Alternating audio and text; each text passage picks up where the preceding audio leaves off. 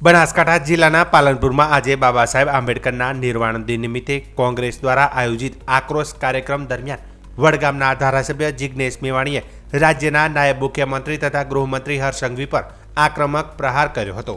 મેવાણીએ જાહેર મંચ પરથી હર્ષ સંઘવીને ખુલ્લી ચર્ચા માટે પડકાર ફેંકતા જણાવ્યું હતું કે 2 દિવસ પહેલા હર્ષ સંઘવી મારા વિધાનસભા વિસ્તારમાં આવ્યા હતા, પરંતુ તેમણે દારૂ, જુગાર કે ડ્રગ્સ બંધ કરાવવાનું કોઈ વચન આપ્યું નથી।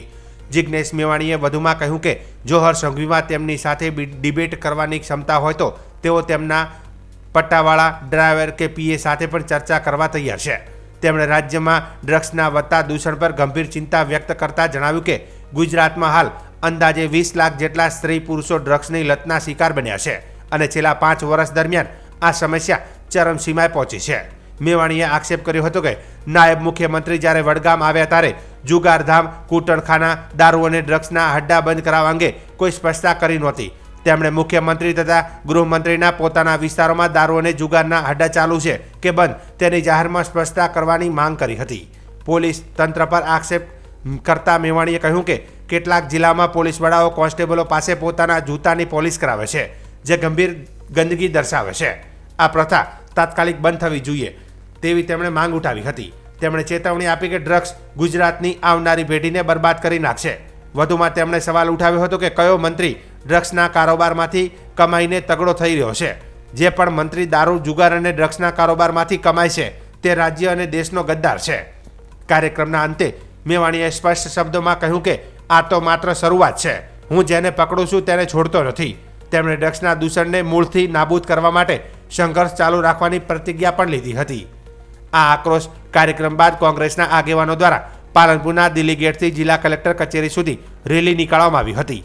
દારૂ અને ડ્રગ્સના દૂષણ પર અંકુશ લાવવા માટે જિલ્લા કલેક્ટરને રજૂઆત કરવામાં આવી હતી। રેલીમાં વડગામના ધારાસભ્ય જિગ્નેશ મેવાણી, દાંતાના ધારાસભ્ય કાંતિ ખરાડી, થરાદના પૂર્વ ધારાસભ્ય અને જિલ્લા પ્રમુખ ગુલાબસિંહ રાજપૂત સહિત મોટી સંખ્યામાં કોંગ્રેસના આગેવાનો અને કાર્યકરો જોડાયા હતા।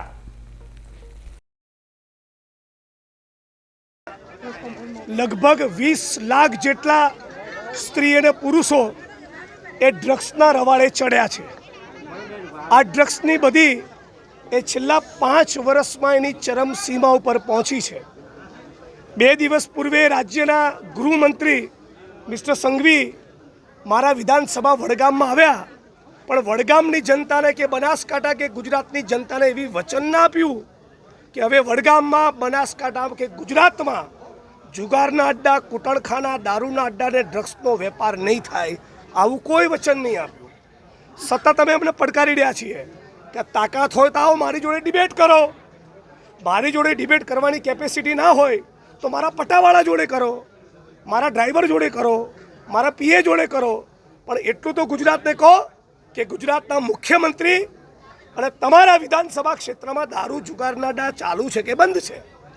અને જે પાલનપુર કલેક્ટર કચેરીના પ્રાંગણમાં મારી વિરુદ્ધ નાના પોલીસ કર્મચારીઓની મજબૂરીનો લાભ ઉઠાવી એમને ઉશ્કેરવાની કોશિશ કરીને પ્રોટેસ્ટ કરાવ્યો હતો, એ કર્મચારીઓનું હિત તમારા હૃદયમાં વસેલું હોય તો એમને યુનિયન બનાવવાની પરમિશન આપો, એમને ગ્રેડ પેનો લાભ આપો અને ઓર્ડલીની પ્રથાના ભાગરૂપે જિલ્લા પોલીસ વડાઓ પોતાના જૂતાની પોલિશ કરાવડાવે છે કોન્સ્ટેબલ જોડે, એ ગંદકી બંધ કરાવડાવો।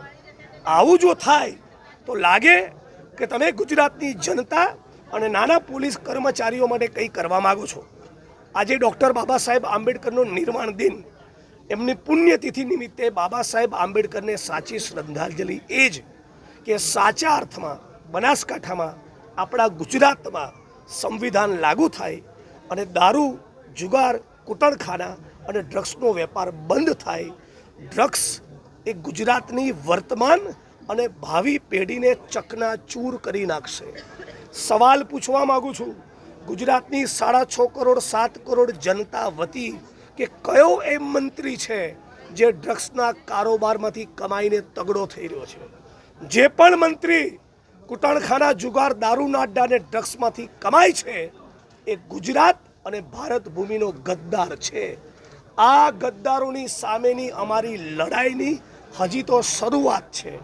મોરચો વધારે બુલંદ થશે અને મારો પણ સ્વભાવ છે પકડું એ છોડતો નથી. એટલે જેને બી આવી જવું હોય આવી જાય, બાકી ડ્રગ્સ બંધ કરાયા વગર રહેવાના નથી.